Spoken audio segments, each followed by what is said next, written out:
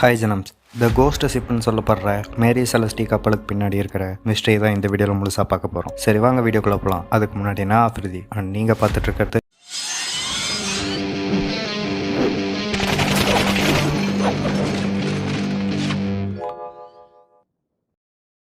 18 மே 1861 கனடாவில் இருக்கிற ஸ்பென்சர்ஸ் ஐலாண்டில் தான் ஜோசுவா டேவிஸ்ங்கிற ஒருத்தர்னால இந்த மேரி செலஸ்டி கப்பல் கட்டப்படுது. இதுக்கு ஜோசுவா டேவிஸ் அமேசான்னு பெயரையும் வைக்கிறார். அந்த டைமில் இருந்த மற்ற கப்பல்களை விட இந்த அமேசான் கப்பலானது பரப்பளவு கொண்டதா இருந்திருக்கு. இதோட லென்த் 30 மீட்டரும் 198 டன் எடையும் கொண்டதா வடிவமைக்கப்பட்டிருக்கு. இது அட்லாண்டிக் ஓசன்ல ஒரு வணிக கப்பலா வலம் வந்துட்டு இருந்திருக்கு. இந்த கப்பல் பல நபர்களுக்கு கைமாறிக்கிட்டே வந்துட்டு இருக்குது. இறுதியா கேப்டன் பெஞ்சமின் பிரிக்ஸ் தன்னோட சேவிங்ஸ் எல்லாம் வச்சு 1872 இந்த அமேசான் கப்பலை வாங்கி தனக்கு சொந்தமாகவும் ஆக்கிக்கிறார். இவருடைய மேற்பார்வையிலேயே இந்த கப்பல் பழுது பார்த்து இந்த கப்பலுக்கு மேரி செலஸ்டின பெயரையும் மாத்துறாரு பெஞ்சமின். இவருக்கு உதவியா நம்பகமான ஒரு குழுவையும் ஏற்பாடு பண்ணிட்டு நியூயார்க்ல இருந்து இட்டாலியில இருக்கிற ஜெனோவாவை இவரோட டெஸ்டினியா வச்சு இவருடைய ஒய்ஃபான சாராவும் 2 வயது பெண் குழந்தை சோபியாவையும் சேர்த்து மொத்தமா 10 பேர் நியூயார்க்ல இருந்து 1700 பேரல்ஸ் ஆல்கஹாலை லோடு பண்ணிட்டு 20 அக்டோபர் 1872 புறப்பட முடிவெடுக்கிறாங்க. ஆனா வானிலை மோசமா இருந்த காரணத்தினால இவங்களால கிளம்ப முடியாம போயிட்டு நவம்பர் 6 வரையும்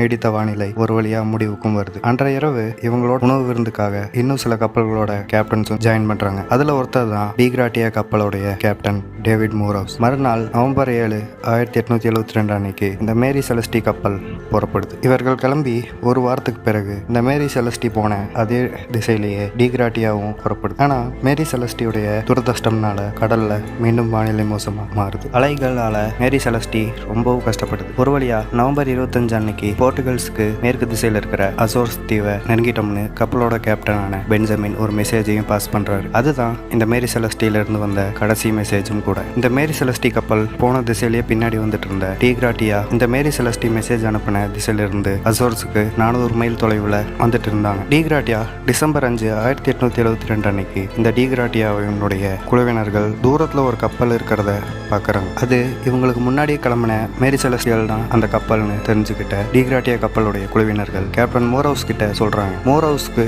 பெரிய அதிர்ச்சி. இந்நேரம் இது ஜெனோவாக்கு பத்திரமா போய் சேர்ந்திருக்கணுமேனு யோசிச்ச மோரோஸ் போர்டிங்காக மேரி செலஸ்டிக்கு ஒரு மெசேஜையும் பாஸ் பண்றாரு மோரோஸ். ஆனா அங்க இருந்து எந்த ஒரு ரீப்ளேவும் வராத காரணத்தால மேரி செலஸ்டிய நெருங்கி போறாங்க. பக்கத்துல போய் பார்க்கும்போது இவங்களுக்கு மேலும் மேலும் அதிர்ச்சி ஆகிக்கிட்டே இருந்தது. என்ன காரணம்னா இந்த மேரி செலஸ்டி கப்பல்ல யாரையுமே காணும். உடனே டிகிராட்டியால இருந்த குழுவினர்கள் சில பேர் கப்பலுக்கு உள்ளேயும் சில பேர் பக்கத்துல எங்கேயாவது இருக்காங்களான்னு தேடுறாங்க. அப்படி கப்பலுக்குள்ள போனவங்களுக்கு ஒரே மர்மமா இருக்கு. ஏன்னா கப்பல்ல ஏத்திட்டு வந்த சரக்குகள் எல்லாம் அப்படியே இருந்திருக்கு. குழுவினர்கள் கொண்டு வந்த உணவுகள் 6 மாசத்துக்கு தேவையான அளவுக்கு இருந்திருக்கு. அது மட்டும் இல்லாம இந்த கப்பல்ல 1 மீட்டருக்கு அதிகமா தண்ணியும் இருந்திருக்கு. ஆனா கப்பல் எந்த ஒரு சேதாரமும் அடையல. குழப்பத்துல இருக்கும்போது ஒரு உடஞ்ச காம்பஸ் மட்டும் இவங்களுக்கு தென்படுது. பக்கத்துலயும் ஆட்கள் எங்கேயும் இல்லைங்கிறத முடிவெடுத்த குழுவினர்கள் இந்த மேரி செலஸ்டிய இங்கிருந்து 800 மைல் தொலைவில் இருக்கிற கிப்ரல்டாருக்கு டிகிராட்டியால கட்டி இழுத்துட்டு போக முடிவெடுக்கிறாங்க. அப்படியே கிப்ரல்டாருக்கு மேரி செலஸ்டிய இழுத்து கட்டியும் கொண்டு வராங்க. அங்க வந்து இவங்க சொன்னதை யாரும் நம்பல. நீதிமன்றத்துல இவங்க மேலதான் சந்தேகப்படுறாங்க. 3 மாத விசாரணைக்கு பிறகு இவங்க மேல எந்த ஒரு குற்றமும் இல்லைங்கிறது நிரூபணமும் ஆகுது. அதோட